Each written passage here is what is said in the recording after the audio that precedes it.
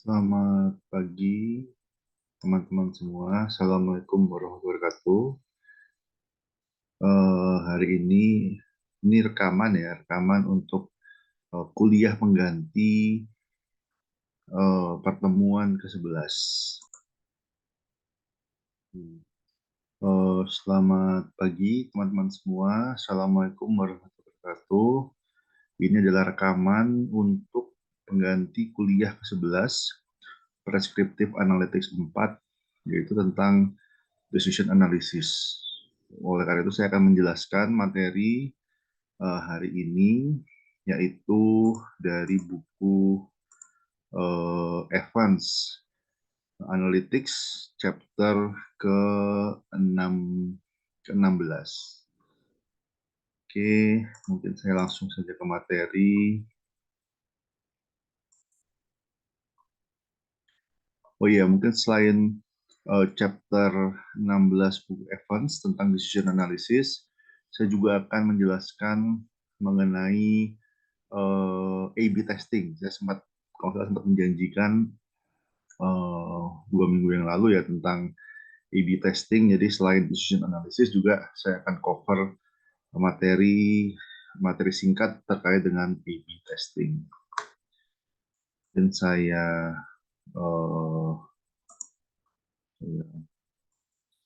dulu. Oke. Jadi ini chapter 16, materinya tentang decision analysis.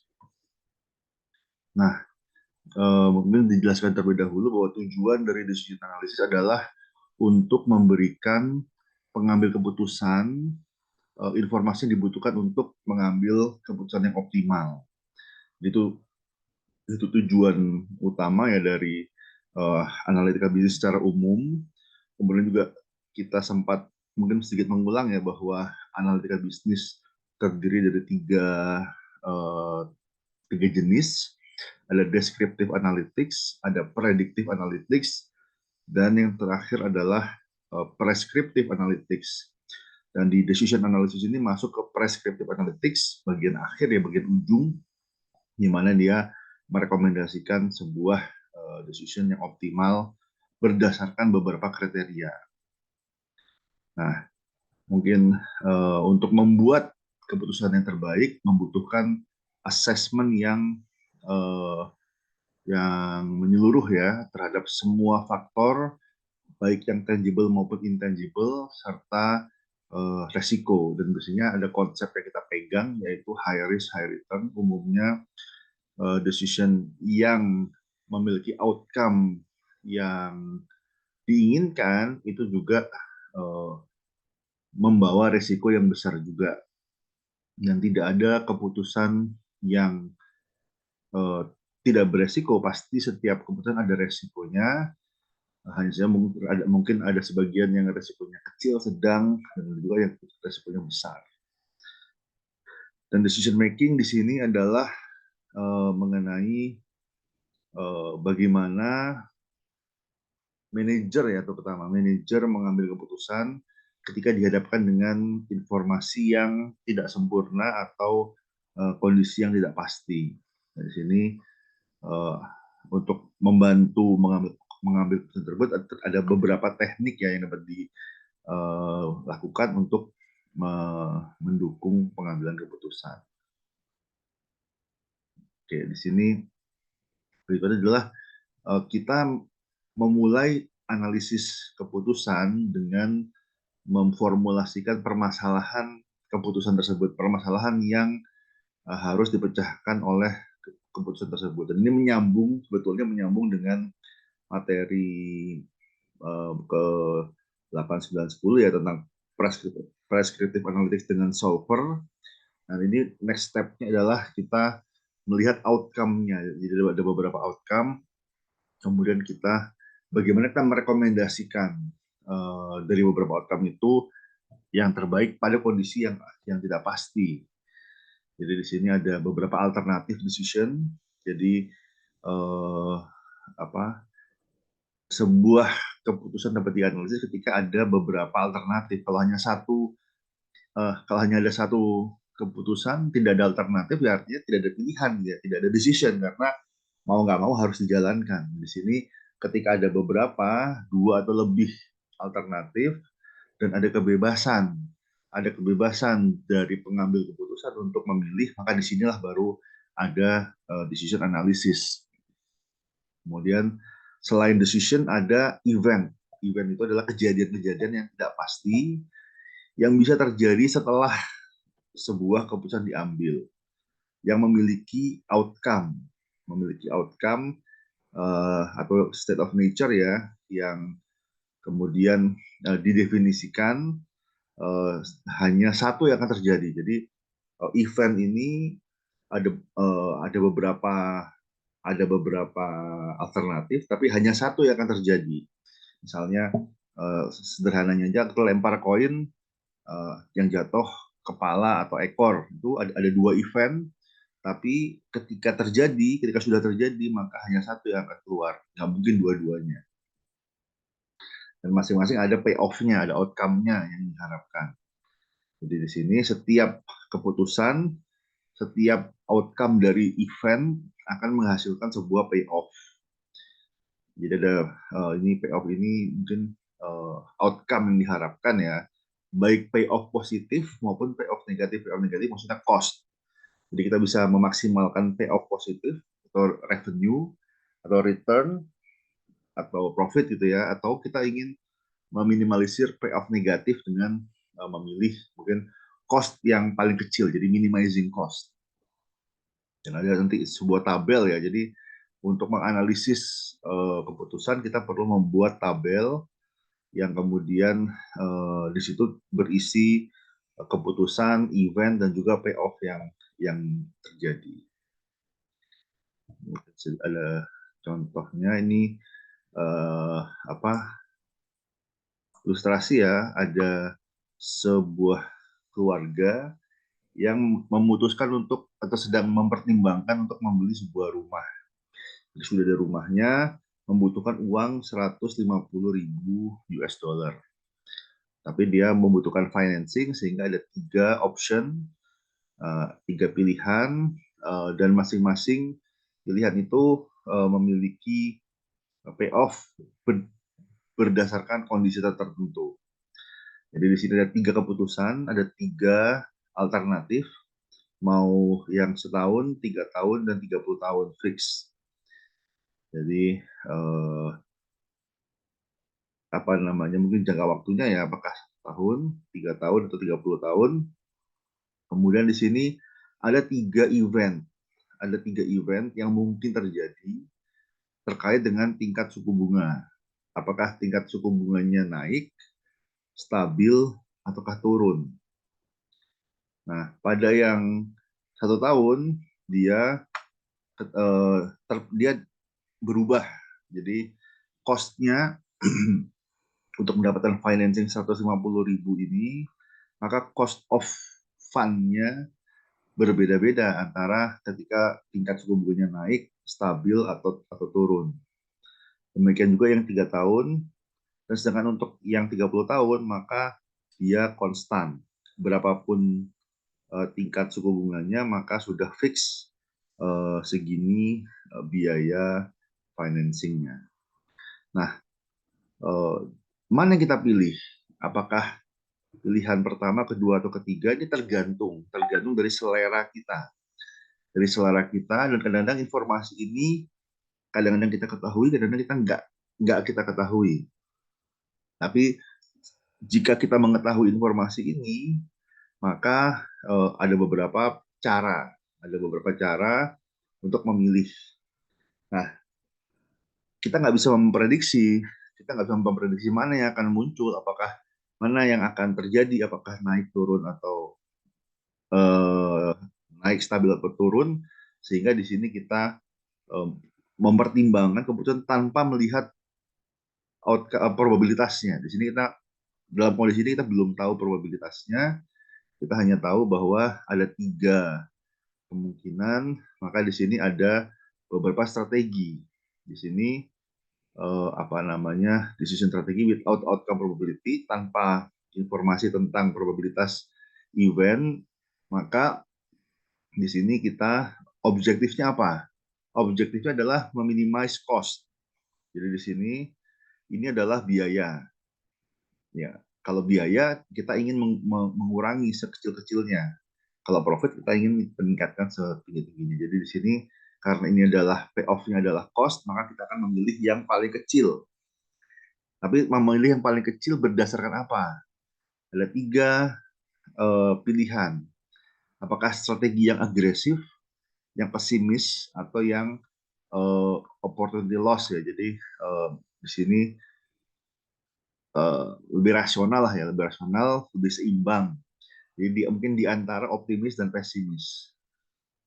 Kalau menggunakan strategi optimis, maka kita jelas pilih yang paling kecil, pilih yang biayanya paling kecil. Meskipun probabilitasnya kita nggak tahu, bisa jadi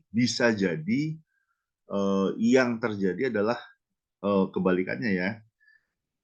Tapi di sini kita menggunakan agresif atau optimistic strategi, kita berharap probabilitas event yang muncul adalah event yang paling menguntungkan bagi kita, yaitu yang paling kecil. Ada juga yang konservatif. Di sini pesimistik, jadi dia berusaha meminimalisir largest payoff that can occur. Jadi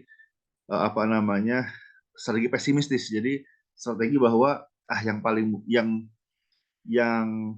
akan muncul adalah yang rugi. Jadi udah pasti besar ya. Tapi di antara yang besar itu dia pilih yang paling kecil. Jadi kita lihat nanti apa yang maksud dengan minimax strategi ini.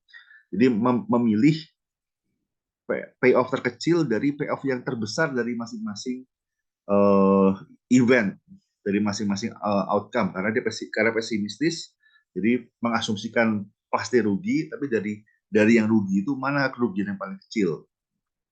Dan yang terakhir adalah opportunity loss. Di sini dia memilih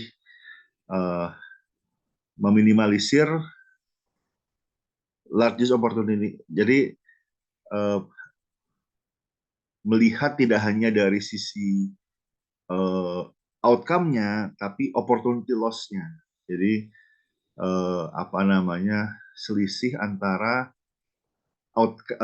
cost yang terkecil dengan alternatif setelahnya. Jadi jika tidak terjadi gitu ya. Dan mungkin ini sedikit saya jelaskan saja. Jadi di sini menggunakan agresif strategi dengan minimin dari dari 3 outcome. Yang paling kecil adalah yang ini, dan yang ini sama semua. Nah, dari 3 payoff ini maka dipilih yang 1 year ARM.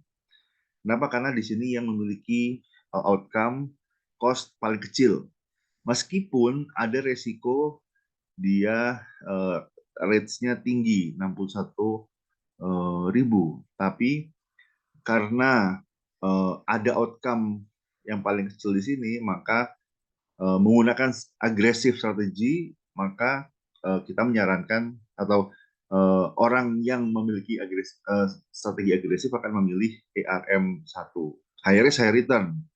Jadi ketika dia fall, maka dia dapat return biaya paling kecil. Tapi ketika rise, maka dia akan mendapatkan biaya yang lebih besar, yang relatif paling besar dibandingkan yang lain. Yang kedua yang konservatif, kita pilih yang paling besar dari masing-masing pilihan. Jadi di sini kita pesimis, sepertinya akan naik. Kita pilih ini yang biayanya paling besar di sini, dan kita pilih yang paling kecil. Jadi kalau menurut strategi pesimistis, dan sebagian orang cenderung memiliki kecenderungan ini ya, mengasumsikan yang paling buruk karena tadi low expectation ya, sehingga yang paling aman ya play it safe ya. Yang paling aman di sini adalah yang 30 tahun. Mau naik turun tingkat suku bunga, tetap payoff-nya cost-nya 54.000. Nah, di sini opportunity loss itu adalah regret. Jadi ketika kita memilih sebuah pilihan ya, ternyata yang dia pilih itu tidak optimal, maka itu akan disebut itu akan merasakan regret. Nah, tidak optimal itu adalah selisih antara pilihan kita dan pilihan eh, yang berikutnya begitu. Jadi eh, opportunity loss itu diasosiasikan dengan sebuah keputusan dan event. Jadi perbedaan antara best decision dengan apa namanya payoff yang dipilih. Jadi eh, kalau jadi ibaratnya seandainya kita pilih yang lain, maka berapa selisih biaya yang harus ditanggung begitu. Dan opportunity loss ini hanya bisa non negatif, nggak mungkin negatif, harus minimal nol. Jadi best decision dia nol. Nah, next best decision maka dia ada selisihnya. Jadi ini contohnya. Di sini ini adalah payoff table-nya. Yang di sini adalah opportunity loss-nya. 6.000 ini dapat dari mana? Dapat dari 61.000 dikurangi 54.000. Jadi ini adalah apa ya, biaya terkecil untuk masing-masing outcome. Jadi ketika tingkat suku bunga naik, maka biaya yang paling itu di best decision adalah yang ini. Ketika rates-nya stabil, best decision adalah yang ini. Dan ketika rates-nya turun, maka best decision adalah yang ini. Jadi ini dikurangi ini kita peroleh ini dikurangi ini kita peroleh ini dikurangi ini jelas nol. Jadi pasti yang best decision ini pasti opportunity loss-nya nol. Nol, nol, nol. Jadi ini tiga, ini nol. Di setiap event pasti ada satu yang best decision, jadi dia opportunity loss-nya nol. Jadi 51.000 ini adalah 4.632 ini adalah 51.000 dikurangi 46.443. Ini kita memperoleh ini opportunity loss matrix. Nah, kemudian kita pilih di sini mana yang paling kecil. Di sini ada apa namanya, dari mana yang paling besar gitu ya. Mana yang paling besar kita peroleh untuk yang 1 tahun yang paling besar adalah 6.400 di sini. Yang ketiga tahun yang paling besar adalah 6.500. Sedangkan untuk yang 30 tahun di sini yang paling besar adalah 14.400. Jadi dari tiga ini adalah regret kita. Kalau seandainya salah pilih gitu ya, salah pilih maka regretnya yang ini 6.000, yang ini 6.500, ini 14.000. Sehingga kalau menurut minimax regret, jadi kita ingin meminimalisir regret yang akan kita rasakan ketika kita salah pilih. Maka di sini kita pilih yang 1 year ARM karena dia menurut kriteria ini, kalau kita pilih 1 year ARM itu regretnya paling kecil. Sedangkan kalau kita pilih yang 30 tahun, justru regretnya paling besar. Kenapa? Karena kita kehilangan opportunity di sini selisihnya, selisih antara 40.000 dengan 54.000, 14.000 dolar ya. Jadi itu memiliki expected regret yang paling kecil. Jadi tiga metode, apakah agresif melihat yang paling kecil, ataukah pesimis, minimax ya, minimax dari outcome, atau kita melihat opportunity loss, jadi minimax dari regret. Jadi ini sama-sama minimax, dicari yang paling besar dulu, baru dipilih yang paling kecil untuk mengoptimalkan cost, tapi di sini mengoptimalkan regret ketika apa namanya outcome-nya berbeda dari ekspektasi. Di sini ketika rates-nya naik sedangkan yang kita harapkan rates-nya turun, cost opportunity loss-nya adalah 6.000. Sedangkan di sini ketika kita berharap rates-nya naik, ternyata rates-nya malah turun, kita kehilangan 14.000.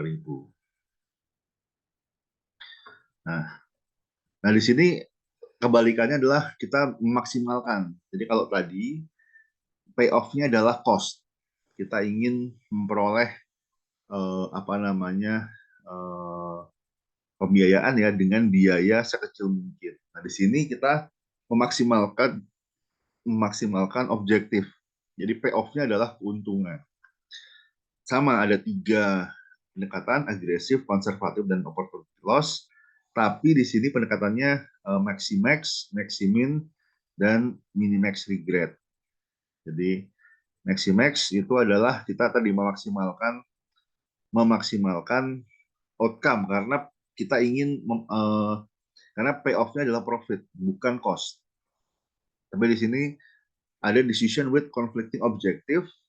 Jadi ada decision yang memiliki trade-off ya. Dan ini most likely seperti ini. Hampir semua decision pasti ada trade-off-nya. Tadi high risk, high return. Kalau kita mengharapkan return yang besar, biasanya kita harus menerima resiko yang besar juga. Jadi ada sebuah decision rule ketika kita ingin mengoptimalkan trade-off antara 2 objektif yang berlawanan, maka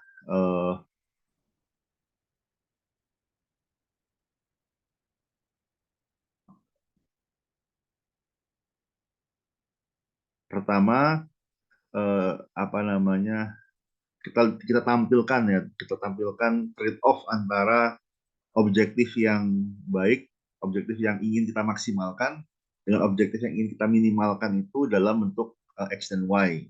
Jadi ada scatter plotnya, kemudian kita buat apa namanya garisnya ya. Jadi di sini ini contoh kalau nggak salah dari Inis yang kemarin yang berapa mungkin 2 minggu yang lalu ya. Di situ kita kita belajar tentang apa namanya portfolio portfolio investasi. Di situ ada risk and reward profile. Kita ingin memaksimalkan return sambil meminimalisir risk, dan hubungannya searah bahwa semakin tinggi return yang kita peroleh, semakin tinggi juga resikonya. Di sini bisa kita petakan, dan di sini kita lihat garis mana yang menyentuh apa menyentuh sini. Di sini the largest ratio, uh, jadi apa namanya rasio antara risk dan return itu yang paling besar ya di sini adalah 6%. Jadi ketika dia kurang dari 6%, maka dia apa namanya resikonya lebih tinggi dari apa. Jadi di sini rasionya dua-duanya risknya lebih tinggi dibandingkan return yang peroleh. Tapi pada titik 6% ini di sini yang menyentuh garis ini, garis apa namanya 45 derajat ya. Ini dia menunjukkan bahwa rasionya optimal gitu. Dan biasanya nggak mungkin lebih kecil dari yang biasanya di atas garis ini gitu, di atas garis 45 derajat. Oke. Jadi pada return yang lain resikonya secara relatif lebih besar. Jadi relatif terhadap return itu memiliki rasio yang lebih besar. Nah, ini ada beberapa decision strategi. Maaf, ini saya kembali ke sini ya. Jadi 3 strategi maximax tadi, dari semua outcome kita pilih yang paling besar. Maximin strategi dari apa namanya, tetap strategi pesimis ya, dari masing-masing decision kita pilih apa namanya outcome yang paling kecil, kemudian dari yang paling kecil itu kita pilih yang paling besar. Jadi kita melihat sudut pandang pesimis, jadi kita melihat probabilitasnya seakan-akan yang paling kecil itu yang akan terjadi, tapi di antara 3 decision tadi kita maksimalkan apa namanya outcome yang paling kecil tadi gitu. Jadi maximin gitu ya. Ini contohnya di sini.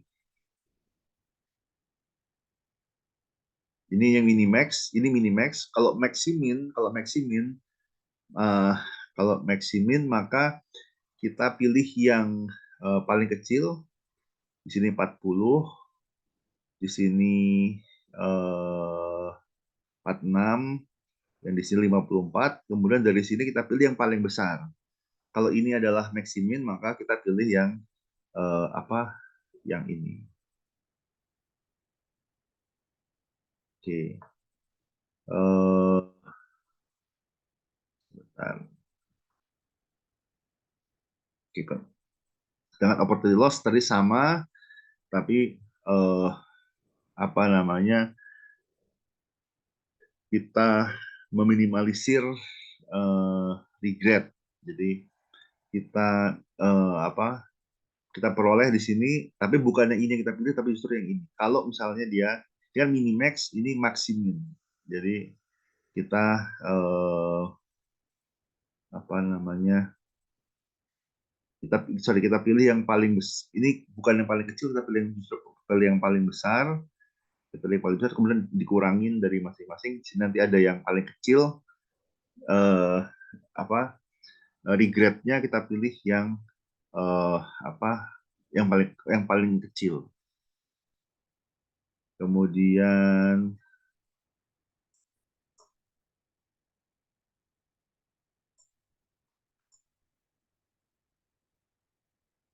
oke, ini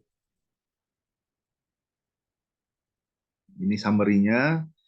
Jadi ketika kita memaksimalkan objektif tadi, maka kita pilih yang paling besar di antara yang paling besar. Kalau kita yang meminimalisir objektif, jadi cost, kita pilih yang paling kecil untuk strategi agresif. Kalau yang konservatif atau pesimis ya, kita pilih worst worst outcome dari masing-masing decision. Kemudian kita pilih decision yang kalau untuk minimize objektif yang paling kecil, kalau untuk yang maksimal objektif yang paling besar, justru minimax atau maximin. Sedangkan opportunity loss ini dua-duanya kita pilih minimax, regret, perhitungannya sama, tapi yang berbeda adalah pada yang maximize objektif dipilih yang paling besar. Jadi nanti apa namanya, nilainya negatif semua. Bentar.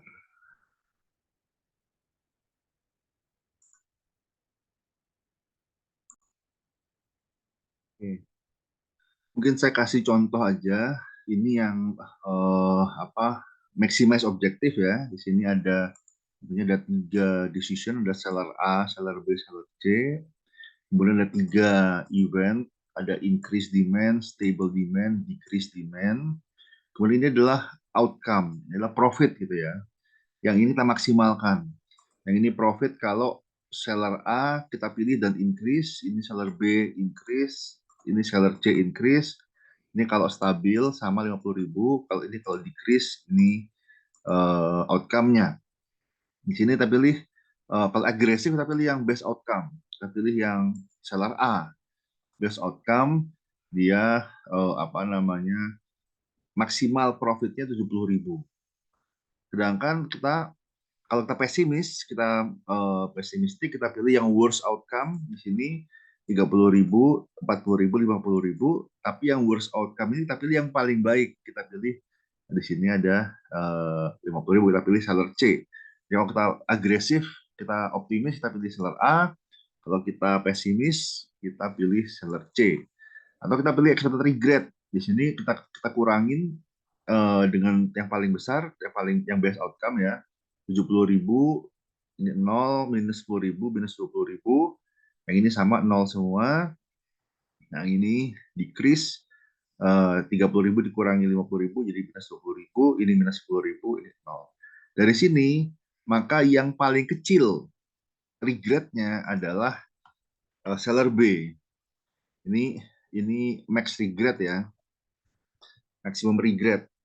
Dari tiga seller, ternyata yang paling kecil regretnya adalah seller B. Di sini dia regretnya 10.000.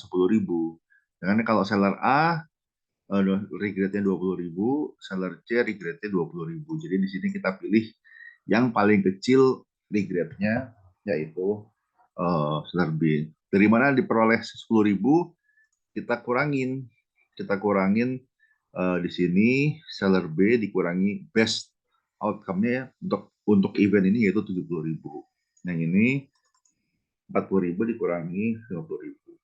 Itu untuk mungkin contoh untuk yang apa namanya best outcome. Oke, kemudian saya lagi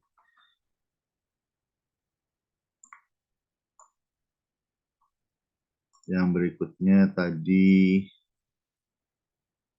oh ya, tadi adalah kondisi kita tidak tahu apa namanya outcome-nya, tidak tahu probabilitas outcome-nya. Nah, di sini kondisi kedua adalah kita mengetahui outcome-nya atau kita bisa mengira-ngira.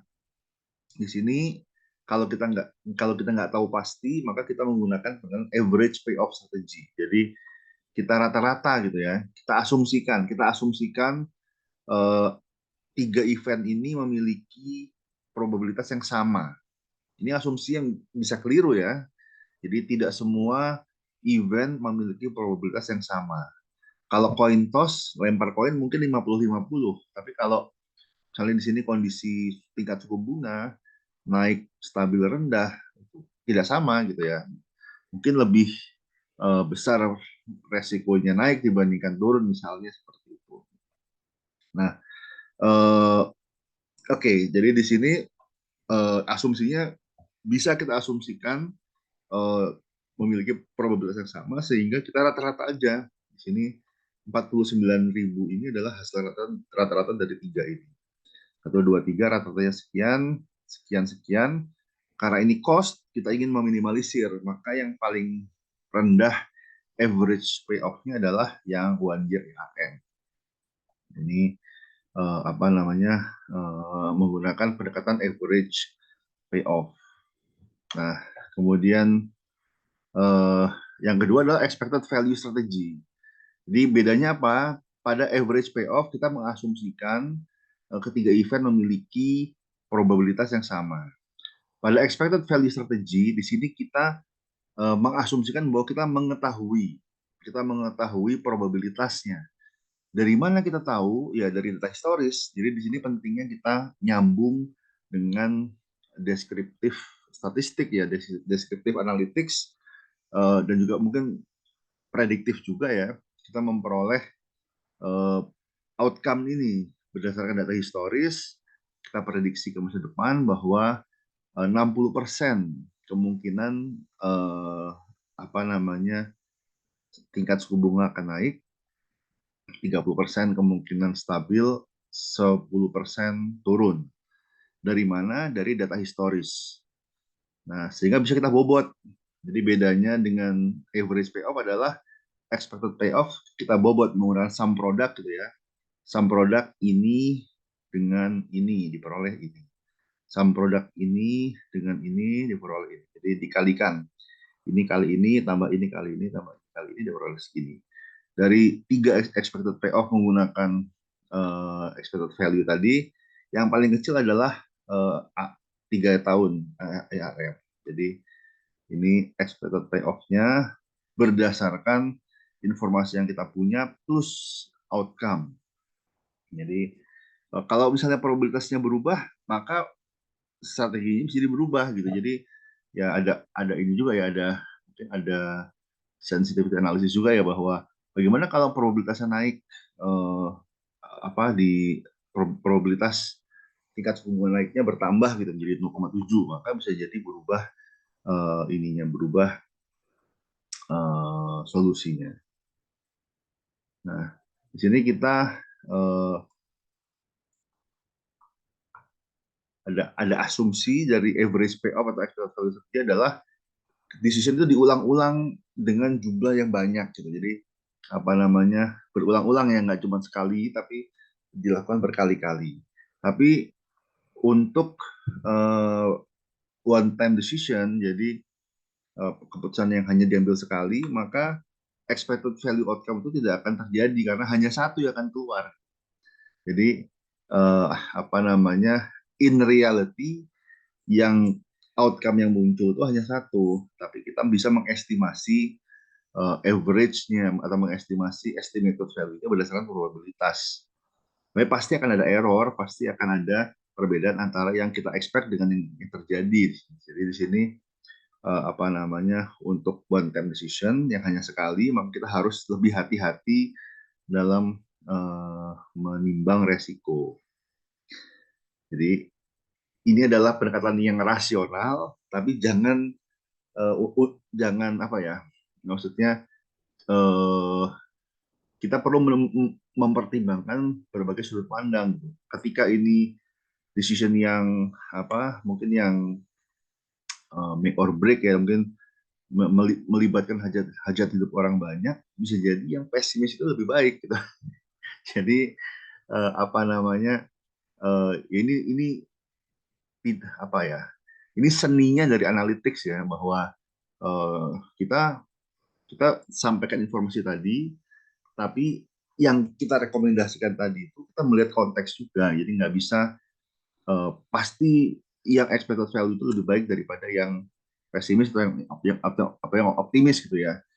Jadi kita perlu menyajikan mungkin beberapa alternatif, kemudian kita rekomendasikan berdasarkan judgment terkait asumsi. Jadi asumsi apa yang kita pegang, karena berbeda asumsi maka bisa jadi berbeda decision, berbeda kriteria, kemudian berbeda alternatif yang kita suggest gitu.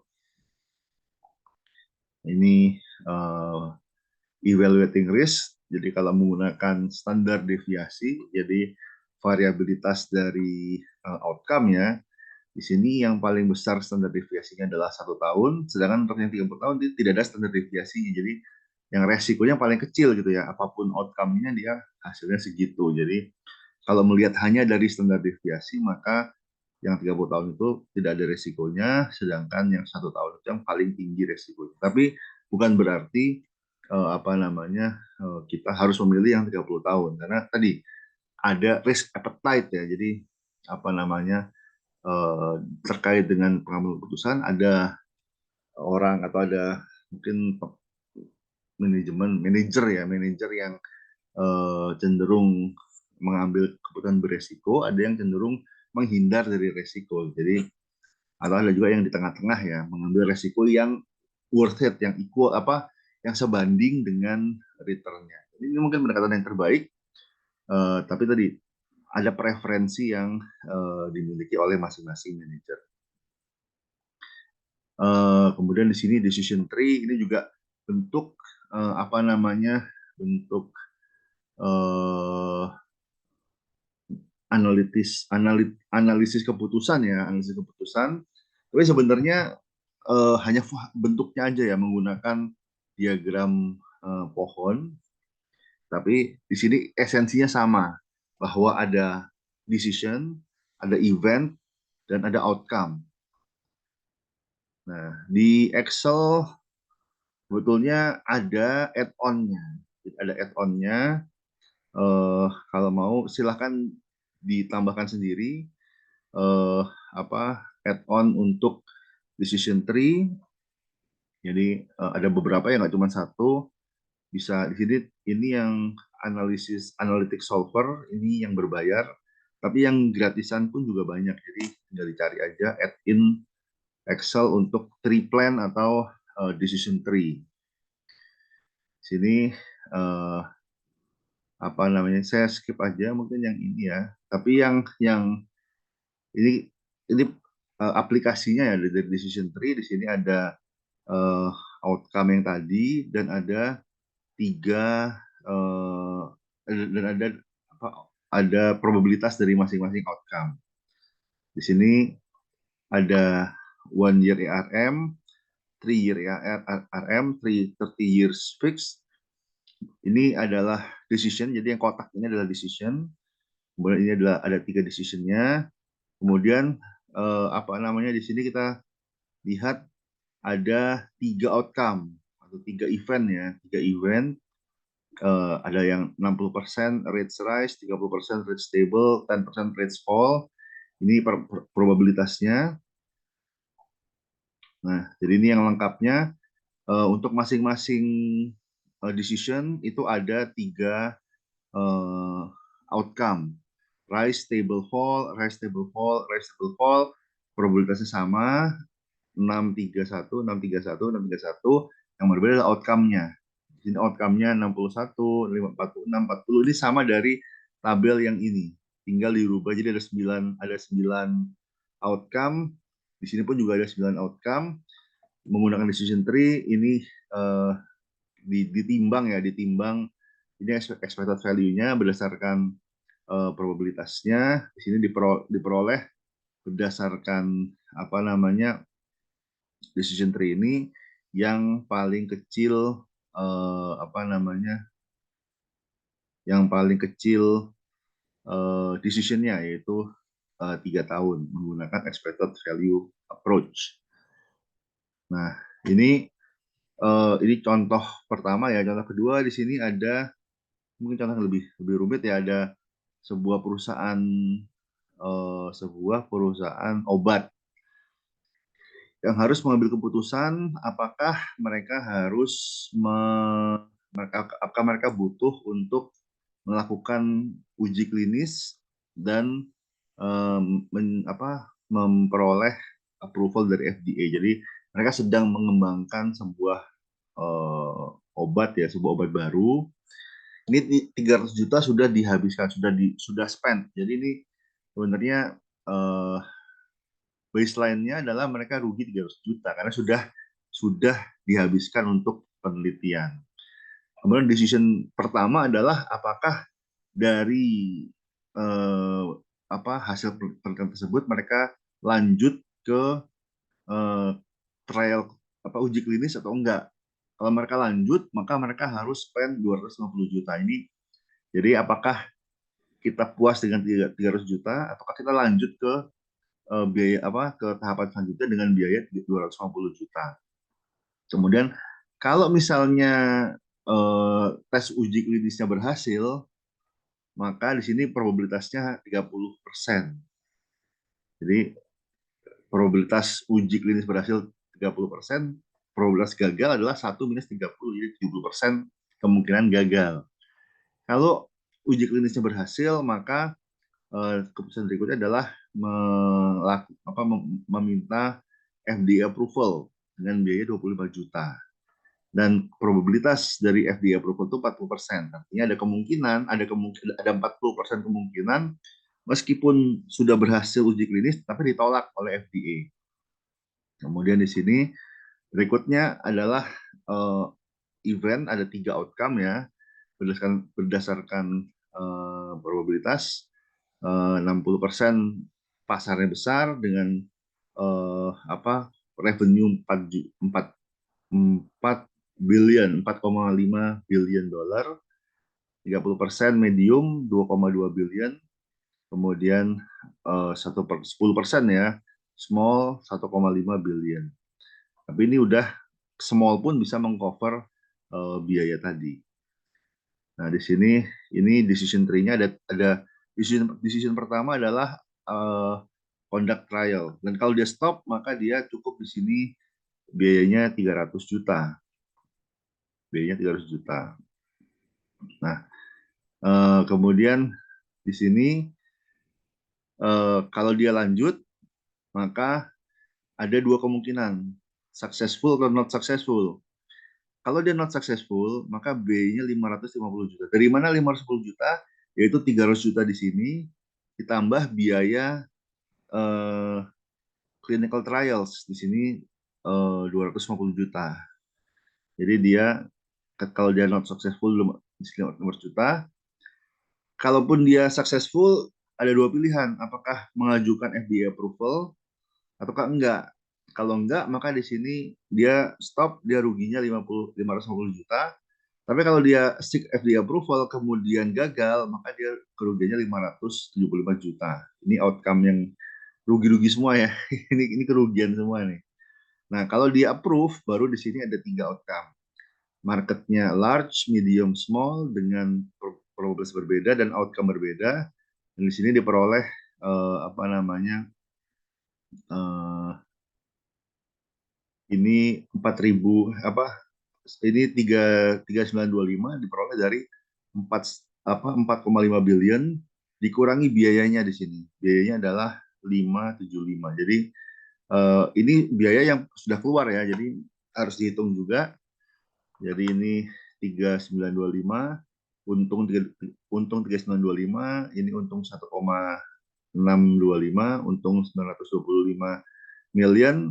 Di sini rugi 575 million, ruginya 550, 300. Ini adalah outcome berdasarkan decision dan event, dan berdasarkan probabilitas di sini dihitung apa namanya masih lebih untung apa conduct clinical trials. Jadi masih ada expected ya, expected return sebesar 74,3 million US dollar. Jadi dari mana dihitung dari sini? Ini adalah expected revenue dari jika berasal di approve, kemudian ini probabilitasnya turun ke sini apa ini kali ini ditambah ini kali ini turun ke sini, kemudian di sini ini decision ya, dan sedangkan di sini adalah apa namanya ini kali ini ditambah ini kali ini hasilnya, atau sorry ya ini kan negatif ya, ditambah ini kali yang negatif ini hasilnya ini. Maka keputusannya adalah dilakukan lanjut trial. Jadi di sini dari decision tree-nya kita bisa memperoleh apa payoff matrix ya. Di sini apakah develop drug ataukah stop development. Di sini unsuccessful, successful, dan seterusnya. Di sini ada 10 ya, 1, 2, 3, 4, 5, ada 5, ada 10 outcome. Kalau stop development semua sudah pasti rugi 300 juta. Kalau develop drug, kalau develop obatnya maka kerugiannya bisa 550, 575, atau untung sebesar 3 ini. Baru kemudian kita bisa memilih apakah kita mau strategi yang agresif, konservatif, atau menghitung opportunity loss decision strategi. Jadi dari decision tree kita bisa, ini hanya untuk mengkristalkannya, untuk apa ya, mensistematika keputusan kita. Dari situ kita peroleh decision tree sehingga bisa kita terapkan strategi yang pertama, apakah agresif, konservatif, atau opportunity loss. Di sini kalau kita menggunakan agresif, kita pilih yang maximax, kita pilih yang paling besar, kita lakukan develop drug. Kenapa? Karena outcome-nya paling besar, 3,925 billion. Kalau kita menggunakan pesimis, maka di sini kita pilih yang stop. Kenapa? Karena payoff-nya di sini yang paling kecil adalah untuk develop drug adalah minus 575, sedangkan stop drug hanya minus 300. Jadi kalau yang pesimis ya udah stop aja, tidak lanjut gitu ya. Sedangkan di sini kalau menggunakan opportunity loss, maka kita bisa hitung di sini ini adalah opportunity loss-nya. Kalau stop development di sini regret-nya paling besar ya, 4,2 billion, sedangkan maksimum regret dari develop drug itu cuma 275 million. Jadi di sini apa untuk meminimalisir regret sebaiknya kita develop drug. Nah, kemudian di sini ada risk profile. Jadi kita bisa hitung probabilitasnya dengan mengkalikan tadi ya, mengkalikan apa namanya probabilitas dari small, medium, large, medium, small dengan apakah jika dia approve, not approve, dan seterusnya. Jadi ini berapa probabilitasnya dari masing-masing, tapi di total harus 100. total dia harus 100. Kemudian, nah ini contohnya, ini large dikali approve dikali successful diperoleh angka ini. Yang berikutnya ini adalah sensitivity analysis. Ini apa namanya, contoh kasus yang berbeda lagi. Ada diskon ya, ada harga tiket pesawat terbang, ada yang full, ada yang discount. Kalau kita membeli yang full, harganya 560. Kalau kita beli yang diskon, harganya 400.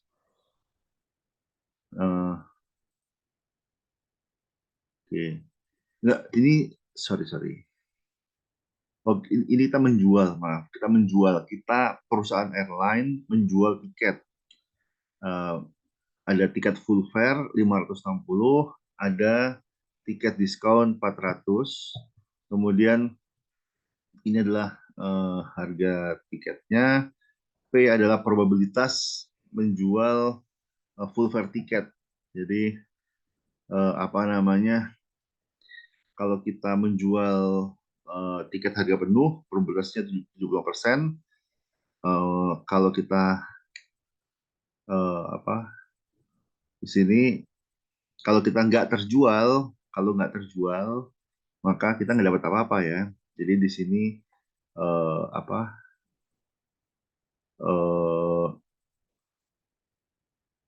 expected ya, expected value dari kita menjual harga penuh itu hanya 420 dolar.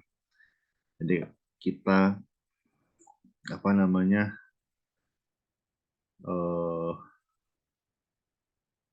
di sini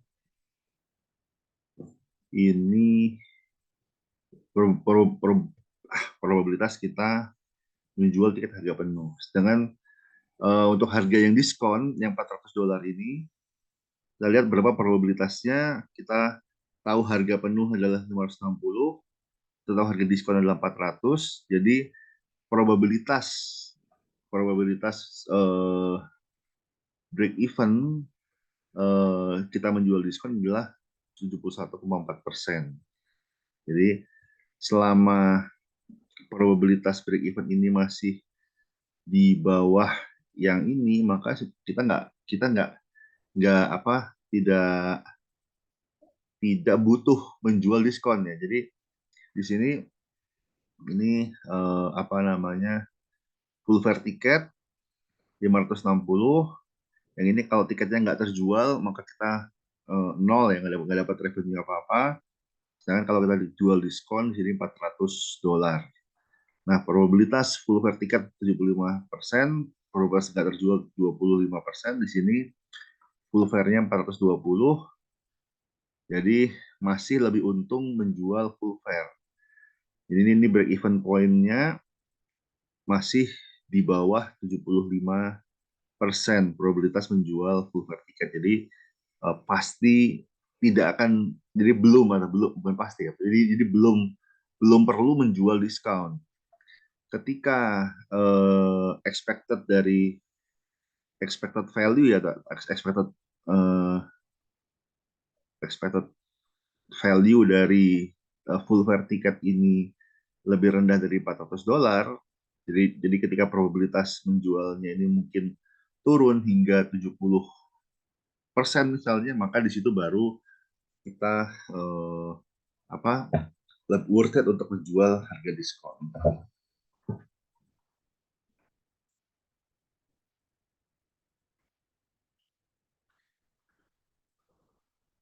Oke, jadi ini ada mungkin ada semacam simulasi ya. Jadi gimana kalau probabilitasnya naik atau turun. Jadi misalnya probabilitasnya 50%, maka mending diskon. Sampai 70%, setelah 75% ke atas, maka dia menjadi lebih baik jual yang harga penuh. Ini probabilitasnya. Kemudian yang berikutnya adalah value of information. Jadi ya seringkali perusahaan ditawarkan ya, mau nggak kalau kita eh, apa lakukan survei atau penelitian ya, intinya eh, perusahaan memperoleh informasi sehingga bisa memperbaiki kualitas pengambilan keputusan. Jadi ini tujuan kita melakukan analisa bisnis kan untuk memperoleh informasi yang dibutuhkan untuk memperbaiki keputusan. Masalahnya melakukan analisis itu tidak gratis ya, seringkali butuh biaya. Nah, di sini kita ingin tahu expected value of perfect information, di mana kalau seandainya kita punya informasi yang perfect, itu berapa sih nilainya, expected value-nya ya, eh, berdasarkan probabilitas tertentu. Jadi di sini expected value with perfect information minus the expected value without perfect information. Jadi di sini, nah ini kita punya kita punya payoff yang tadi, payoff yang tadi. Nah di sini kita eh, kita punya expected regret ya. Jadi ini yang dikurangi tadi. Nah, tapi bedanya apa? Bedanya sekarang kita punya informasi terkait dengan outcome. 0,6, 0,3, 0,1, tinggal dikalikan aja. 0,6 dikali 0,647 diperoleh segini. Ini kali ini ditambah ini kali ini tambah ini kali ini hasilnya segini. Ini kali ini tambah ini kali ini hasilnya segini.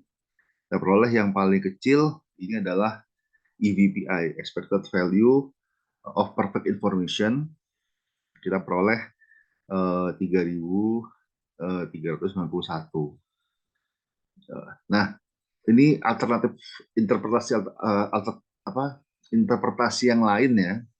Di sini kita punya eh, tadi tabel payoff, kita punya di sini ada apa namanya 3 outcome, dan dari masing-masing outcome kita tahu mana yang terbaik. Jadi di sini seandainya kita tahu apa yang akan terjadi, kita bisa memilih ya. Maka kalau misalnya rate-nya naik, kita pilih yang ini. Kalau rate-nya stabil, kita pilih yang ini. Kalau rate-nya turun, kita pilih yang ini. Jadi ini 1, 2, 3 ini adalah pilihan yang terbaik kalau kita tahu apa yang akan terjadi di masa depan. Ya. Nah di sini kalau kita kalikan dengan ini kali ini tambah ini kali ini tambah ini kali ini, maka kita peroleh di sini adalah expected payoff of the best decision. Nah ini adalah expected payoff-nya, ini adalah payoff of the best decision. Jadi kalau misalnya kita eh, punya informasi apa yang akan terjadi, maka kita bisa memilih yang biaya paling kecil sebesar 50.000 ini. Tapi kalau kita nggak tahu, maka kita ya yang di sini apakah 54, 54, 54 ya, berbeda akhirnya. Tapi intinya di sini kita peroleh yang ini dikurang yang ini. Jadi kita peroleh di sini yang paling kecil adalah yang ini. Jadi 54.135 dikurangi 50.743 adalah 3391. Ini adalah apa namanya uh, apa expected payoff ketika kita tahu, kalau kita tahu uh, apa jadi atau apa ya, mungkin rentang yang masih worth it bagi kita untuk kita bayar kalau kita bisa tahu perfect information. Jadi misalnya ada uh, ada mungkin ilegal juga, kalau contoh ini ilegal ya, misalnya ada insider yang bisa ngasih tahu apakah uh, tahun depan suku bunga naik atau turun atau stabil gitu. Tapi dia minta bayaran $3.000 gitu misalnya. Masih untung. Kenapa? Karena di sini masih lebih kecil dibandingkan expected value of perfect information. Ya mungkin kalau itu contoh ilegal, contoh yang legal mungkin misalnya kita tanya konsultan gitu ya, minta kasih masukan untuk memilih kira-kira yang ke depannya ini yang akan terjadi tingkat suku bunganya naik, stabil atau rendah.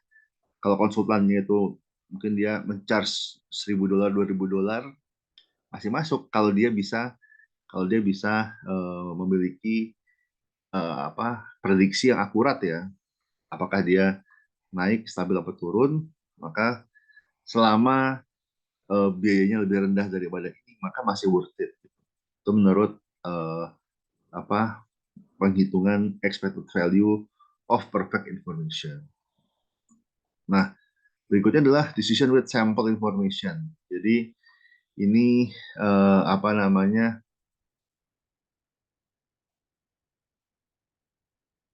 the result. Jadi bukan perfect information tapi sample information. Jadi informasi yang diperoleh dari sampel biasanya contohnya adalah market research atau menginterview seorang expert ya. Kemudian eh, ini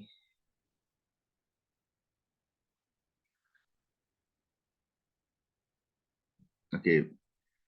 Dan ini seperti EVPI, seperti Expected Value of Perfect Information, tapi bedanya adalah informasinya nggak sempurna. Informasi yang eh, informasi yang dijual atau yang tersedia itu adalah informasi yang sebagian parsial ya. Ini contohnya sebuah perusahaan mendevelop produk baru, ini contoh marketing ya. Kemudian ada dua model, apakah model satu dan model dua, berdasarkan informasi historis ya, data historis, 70% handphone baru memiliki demand tinggi, tapi 30% memiliki demand rendah. Nah, model satu membutuhkan investasi 200.000, model 2 membutuhkan investasi 175.000. Tapi ketika demand high, maka ini revenue-nya, ketika demand low, ini revenue-nya, demand high ini, demand low ini. Jadi masing-masing ini decision-nya pertama apakah kita pilih model satu atau model dua. Dan masing-masing nanti akan ada outcome tergantung kondisi ekonomi atau kondisi permintaan ya, tinggi atau rendah. Ini decision tree-nya. Ya, ini 300 diperoleh dari 500 dikurangi 200, yang ini diperoleh dari 100 apa 450 dikurangi 175. Dan kalau low demand maka dia rugi 40.000 ya, 40.000. Kalau yang ini ruginya hanya 15.000. Tapi di sini ini high demand, low demand sama. Nah, di sini masih lebih untung untuk mendevelop model satu. Jadi menurut expected value-nya dia uh, lebih untung 198.000 dolar, dan kalau model 2 hanya 188. Kemudian ada market research, jadi ada survei, kemudian diperoleh apa namanya uh, survei ya, survei di sini 90% produk yang memiliki high consumer demand itu sebelumnya menerima high market survey response. Jadi kita ketahui di survei ini, survei dari data historis ya.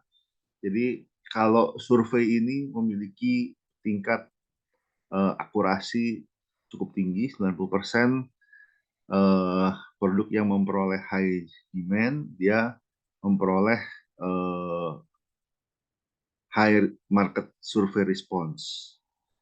Baliknya, 20% yang memiliki low demand, jadi ini tingkat false positif ya, sebelumnya menerima high market survey. Jadi apa namanya, jadi dia market surveinya tinggi tapi demand-nya rendah. Nah, di sini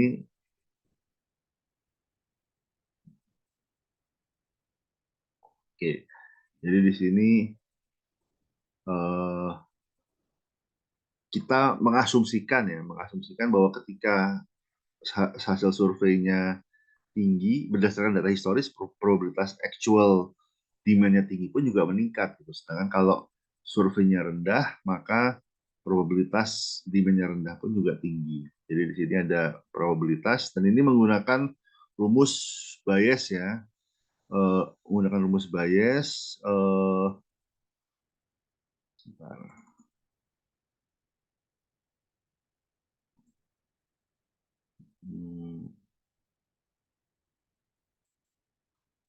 Oke, jadi teorema Bayes itu konsep atau ya konsep dalam teori probabilitas yang menyediakan metode untuk mengkalkulasi atau merevisi probabilitas sebuah peristiwa berdasarkan informasi yang baru. Jadi tadi kita punya probabilitas demand tinggi dan demand rendah, tapi dengan informasi dari survei tadi kita bisa merevisi, kita bisa mengkalkulasi teori probabilitas yang baru. Ini dengan rumus yang ini, jadi probabilitas kejadian A ketika B telah terjadi. Jadi probabilitas kejadian A itu misalnya probabilitas demand-nya tinggi ketika surveinya menghasilkan demand yang tinggi juga.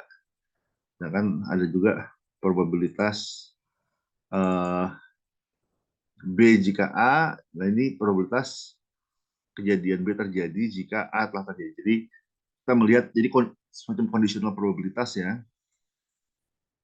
Uh, ini apa namanya probabilitas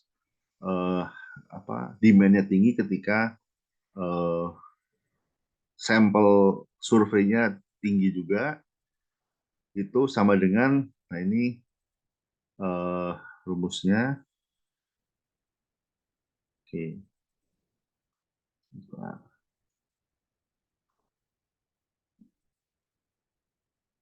Ini kalkulasinya. Jadi high consumer demand 70%, low consumer demand 30%. Ini high survey response, low survey response. Ini probabilitas apa namanya? Probabilitas apa? Ketika survei tinggi dia demand-nya juga tinggi. Ini probabilitas ketika survei rendah demand-nya juga rendah.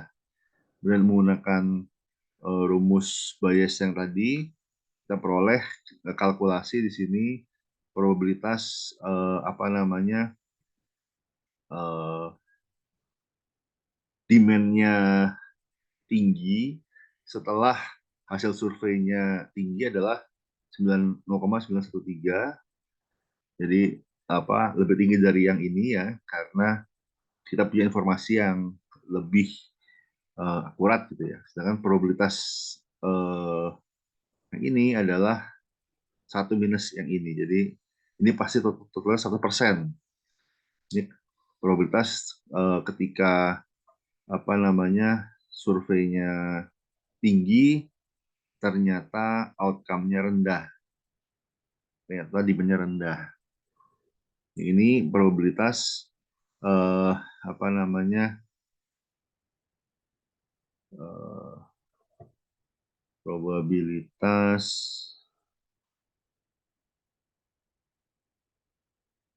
ini kayaknya B2 harusnya. Jadi satu. Jadi ketika ketika surveinya tinggi, ketika surveinya rendah, tetapi demand-nya tinggi itu segini. Yang ini ketika surveinya rendah, demand-nya rendah, maka probabilitasnya jadi 0,774.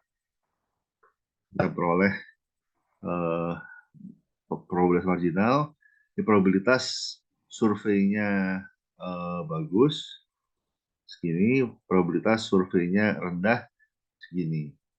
Sehingga kita bisa buat apa namanya eh, decision tree-nya dengan progresnya tadi, ini outcome-nya, sehingga di sini kita peroleh ternyata tadi kita eh, kalau high survey response maka di sini eh,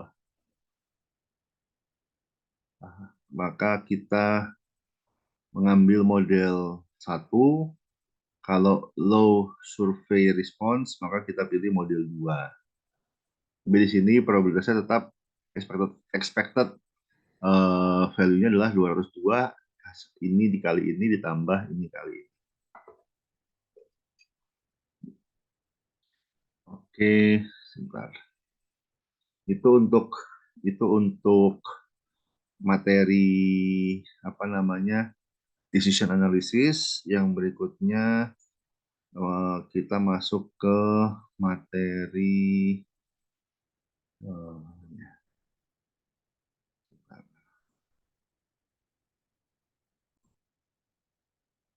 materi A/B testing ya. Jadi bagi kedua adalah materi A/B testing. Di sini A/B testing itu semacam eksperimentasi dengan skala besar ya.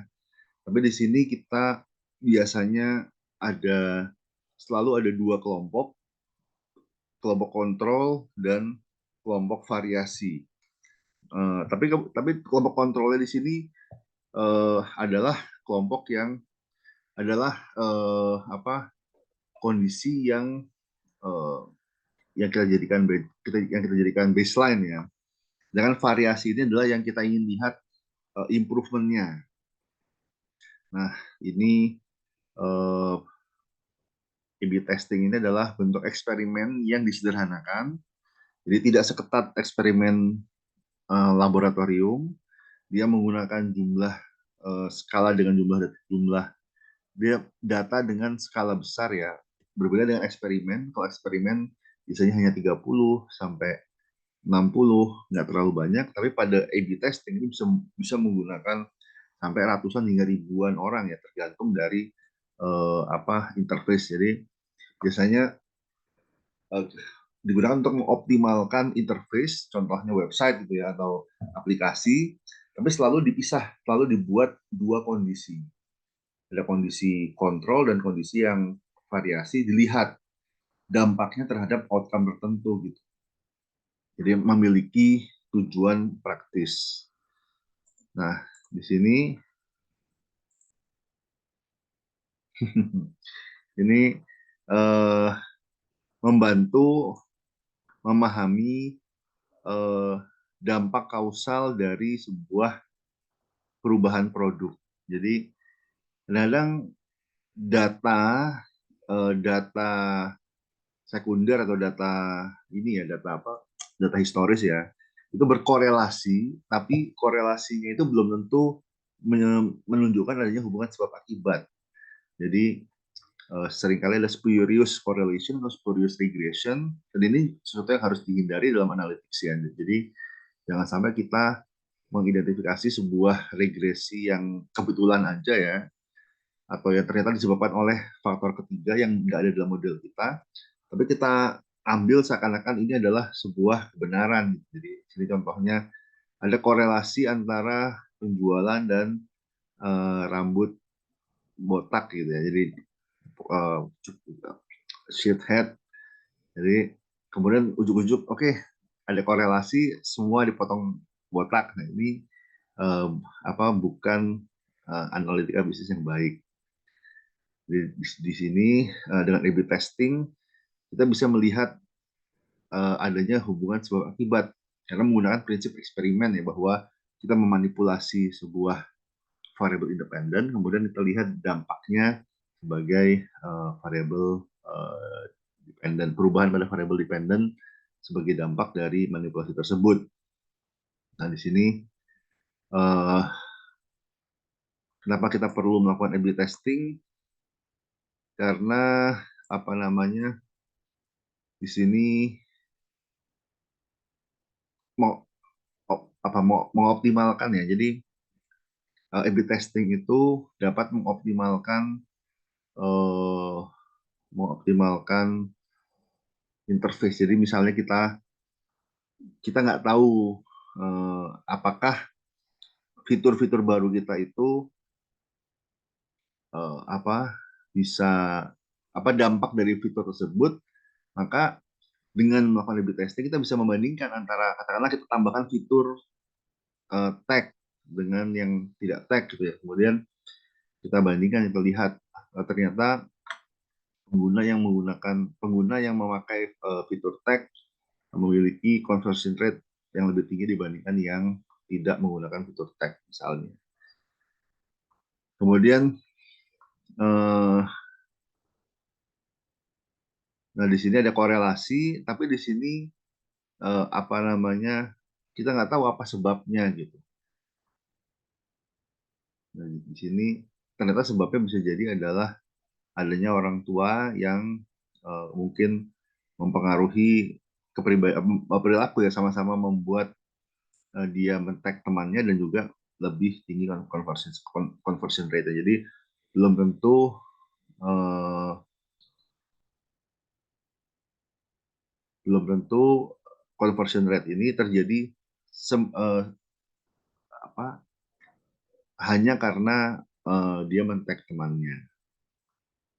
Nah, jadi di sini adanya korelasi itu tidak menjamin adanya hubungan sebab akibat. Jadi di sini kita membutuhkan A/B testing untuk memastikan bahwa apa korelasi yang kita amati tersebut benar-benar ada hubungan sebab akibatnya gitu, bahwa di sini katakanlah ada 100 traffic, 100 orang yang menggunakan website kita gitu ya, misalnya kita arahkan 50% ke versi A, 50% ke versi B. Katakanlah di sini versi A ini yang versi kontrol, di mana kita menggunakan interface normal. Version B ini yang uh, yang kita manipulasi ya, katakanlah kita kita kita push untuk kita jadikan lebih mudah untuk men-tag orang gitu misalnya. Di sini A/B testing bekerja karena ada randomization, ada pengacakan ya, sehingga di sini kita bisa mengontrol confounding variable. Kenapa? Karena respondennya diacak. Dari 100% ini 50% diarahkan ke versi A dan 50% ke versi B secara acak. Nah, kemudian A/B testing itu sendiri dia proses siklikal ya. Jadi nggak hanya sekali jalan, tapi berulang-ulang. Jadi katakanlah A/B testing ronde 1 selesai, maka dimungkinkan sebaik berikutnya adalah kita melakukan A/B testing ronde kedua, karena selalu ada improvement, selalu ada eh, apa eh, selalu ada opportunity ya untuk mengimprove interface kita atau mengimprove uh, produk kita, sehingga di sini kita bisa mengupdate kelompok kontrol dan mengupdate kelompok uh, apa intervensinya. Jadi bisa jadi katakanlah sebuah intervensi berhasil, maka intervensi yang berhasil tadi dapat dijadikan kelompok kontrol, sedangkan kemudian dicari variabel intervensi baru yang bisa meningkatkan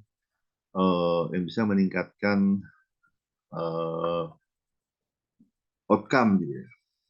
Jadi di sini terus menerus dari konstruk hipotesis, kemudian kita tentukan sampel, kita ukur dampaknya, terus kita take action sampai kita memperoleh yang optimal. Hipotesisnya misalnya kalau dalam sebuah kopi ditambahkan informasi bahwa mereka bisa membatalkan kapan saja, maka akan meningkatkan upgrade rate karena orang lebih mungkin resikonya lebih kecil. Jadi ini hipotesisnya dapat diuji, memiliki KPI yang jelas, kemudian bisa memperoleh market insight dari pembandingan tadi. Jadi ada dua versi A, versi B, versi kontrol yang tidak ada intervensinya, dan kelompok intervensi yang ada manipulasinya. Kemudian kita tentukan sampel size-nya berapa kali. Kita lihat sebagai contoh di sini apa ini ada situs untuk menentukan sampel size. Misalnya ada 2 varian. Ini kita bisa menghitung rata-rata ya berapa lama kita butuh bereksperimen. Katakanlah dalam sehari ada sekitar 2.500 orang yang menginstal dan kita butuh ini kali 2, jadi 25.000 install. Jadi ya di rata-rata sekitar 10 atau 11 hari mungkin baru kita bisa mengambil keputusan terhadap itu. Jadi datanya besar, memang berbeda dengan eksperimen pada umumnya yang menggunakan sampel yang kecil. Nah, kemudian kita uji beda. Jadi kita uji beda apa namanya antara kelompok 1 dan kelompok 2, terus kita peroleh hasilnya, oh ternyata sampel 1 lebih sukses. Kalau seperti itu, maka sampel 1 kita jadikan kelompok kontrol, kemudian mungkin untuk sampel 2 kita update lagi,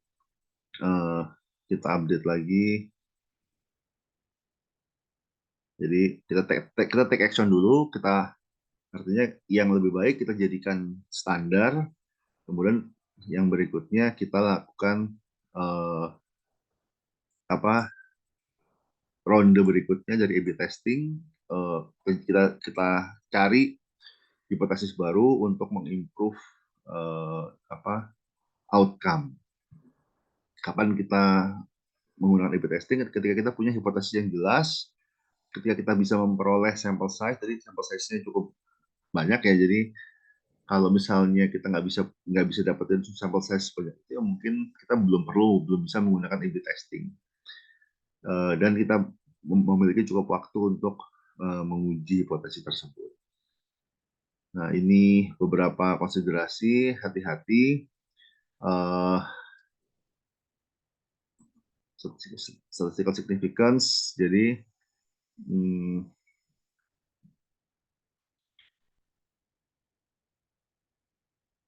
oke, jadi kita harus tahu tentang signifikansi, tingkat signifikansi ya, di mana ketika ada perbedaan, maka perbedaan itu bukan karena sampling error.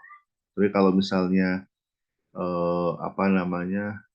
tidak signifikan, maka bisa jadi ada perbedaan. Tapi apakah perbedaan tersebut terjadi kebetulan atau enggak? Nah, itu dilihat dari statistical significance. Tetapi kadang-kadang kita juga melihat practical significance. Apakah perbedaannya cukup besar untuk actually matter? Jadi bisa jadi sebuah hasil A/B testingnya secara statistik signifikan, tapi secara praktikal tidak signifikan, jadi nggak worth it gitu ya. Sehingga ya mungkin tidak karena nggak praktikal ya tidak diadopsi gitu. Jadi di sini dua-duanya penting sih ya. Jadi pertama statistical significance penting, tapi practical significance juga penting. Terus eksperimen time is valuable, prioritas highest impact eksperimen. Jadi kita pasti ada banyak variabel banyak hipotesis yang bisa kita uji, tapi tidak semuanya perlu kita uji. Kita uji yang penting dulu, yang paling berdampak dulu, baru setelah itu kita lakukan pengujian berikutnya berdasarkan prioritas impact tersebut. Kemudian ada downstream matrix. Jadi ketika kita memilih sebuah metrik, katakanlah hipotesis dengan matriks tertentu, misalnya click through rate atau conversion rate, maka pasti ada downstream metrik yang bisa dipengaruhi ya. Bisa jadi sebuah eksperimen A/B testing yang meningkatkan conversion rate, tapi menurunkan kepuasan konsumen. Karena dia menjanjikan ekspektasi yang tidak rasional gitu ya, sehingga mungkin meningkatkan orang yang beli atau yang upgrade, tapi setelah itu malah menurunkan lifetime value gitu, karena banyak yang akhirnya berhenti, banyak yang akhirnya uninstall ya, gara-gara kecewa, gara-gara mungkin berlebihan dalam melakukan monetisasi. Ini juga beware of local maximum.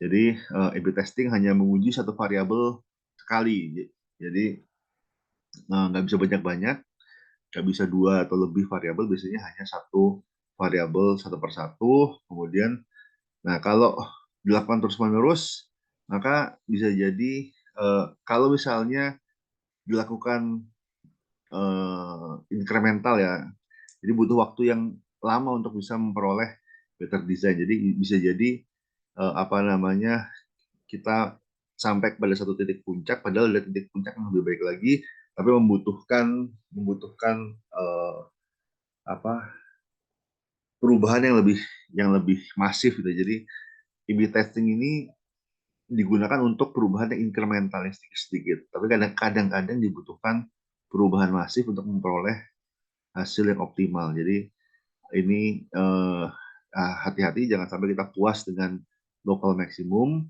karena bisa jadi ada kondisi lain yang mungkin membutuhkan perubahan yang cukup cukup masif. Ini common ways juga invalidated eksperimen. Jadi hal-hal yang bisa membuat eksperimen A/B testingnya gagal, pertama adalah sampel size yang nggak cukup, waktu yang nggak cukup, ada overlap, ada konflik antar eksperimen, misalnya ada beberapa A/B testing berjalan bersamaan, terus ada mungkin ada apa ya, kontaminasi lah ya antara antara kelompok satu dan kelompok dua misalnya.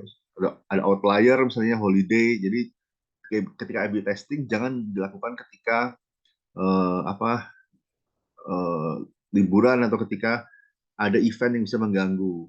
Jadi misalnya mungkin ya misalnya libur tahun baru, libur lebaran dan seterusnya, itu bisa menjadi outlier event. Terus incorrect instrumentation dalam pengukuran itu juga bisa mengganggu. Terus yang terakhir adalah bug dalam mungkin dalam website ya, sehingga uh, perbedaan itu bukan karena fitur tapi karena ada bug, sehingga bisa jadi misalnya yang kelompok satu nggak tercatat outcome-nya. Ini semua bisa mengganggu, bisa membuat hasil eksperimen jadi nggak valid. Oke, mungkin itu saja dari saya terkait materi pertemuan 11 ya. Jadi ada decision analysis dengan apa namanya payoff matrix dan juga decision tree. Kemudian yang terakhir adalah materi terkait A/B testing. Oke, terima kasih banyak. Mungkin nanti ini akan saya unggah. Mungkin untuk yang ingin bertanya atau ingin berkonsultasi tatap muka akan saya berikan kesempatan, tapi mungkin melalui Zoom ya, melalui Zoom pada minggu depan atau mungkin minggu ke-13 atau ke-14. Oke, terima kasih banyak. Selamat pagi. Assalamualaikum warahmatullahi wabarakatuh.